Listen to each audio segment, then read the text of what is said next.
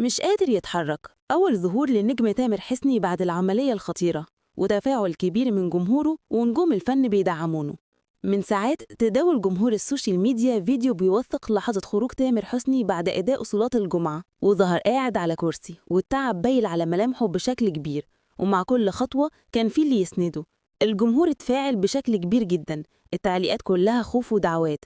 ناس بتقول حمد لله على السلامة يا تمورة وحشتنا، وناس تانية بتكتب شكلك لسه تعبان، بس أهم حاجة إننا طمنا عليك. والملفت بقى إن تامر رغم تعبه خرج قدام الناس وما خفاش أي حاجة. وتامر بنفسه طلع كتب رسالة مؤثرة على فيسبوك، قال فيها إنه مش عارف يشكر الناس إزاي على مشاعرهم ودعواتهم، وإنه هيمشي باقي رحلة علاجه في مصر، وطلب من جمهوره يدعوله لحد ما يرجع لهم بأفضل حال. وكشف لأول مرة إن الأزمة الصحية اللي مر بيها كانت في الكلى، وإنه اضطر يدخل جراحة دقيقة لاستئصال جزء منها.